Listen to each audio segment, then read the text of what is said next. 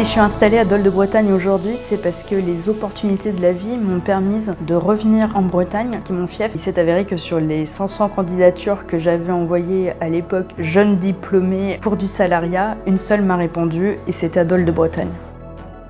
Bonjour à tous, je m'appelle Ingrid Gérard, je suis psychologue clinicienne, installée à Dol de Bretagne depuis 6 ans et aujourd'hui, je vous propose de passer la journée avec moi. Vous êtes prêts? C'est parti! J'ai la chance de travailler dans une maison de santé pluridisciplinaire. Nous sommes une dizaine de professions médicales ou paramédicales. On a des réunions mensuelles pour parler de nos pratiques et on a également des temps d'échange qui sont prévus avec d'autres praticiens pour parler de nos prises en charge communes, parler de nos patients, les problématiques auxquelles on est confronté, comment trouver les solutions pour adapter la meilleure prise en charge possible pour eux. Oui. Je te dérange pas, Marie? Non, non. J'ai eu la famille d'accueil au téléphone. Ouais. Elle n'est pas venue la semaine dernière. Parce qu'il y a des soucis avec la compagnie taxi. Le problème, c'est que c'est pour la régularité du suivi où Emma, elle a quand même besoin d'un cadre qui soit bien tenu. Puis en fonction de ça, on avise de ce qu'on fait. Ouais, ok. Dans ma région, il y a de plus en plus de structures qui permettent un accès aux soins assez riche, et particulièrement lorsque les professionnels se mettent en lien ensemble pour favoriser une prise en charge complète pour le patient.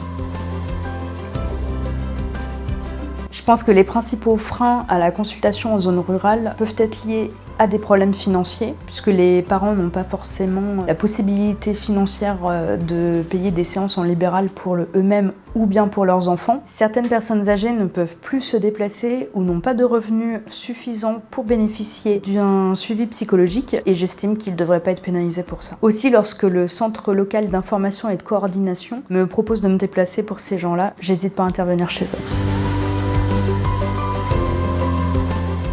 Dans ma pratique, je travaille aussi avec des jeunes qui sont placés en famille d'accueil ou qui sont confrontés ou ont été confrontés à des violences intrafamiliales, ce qu'on appelle les VIF. Les principaux défis pour ces jeunes sont de créer un lien de confiance avec leur famille d'accueil, maintenir un lien avec leurs propres parents et maintenir la fratrie ensemble au sein de la même famille d'accueil lorsque cela est possible. Bonjour. Bonjour.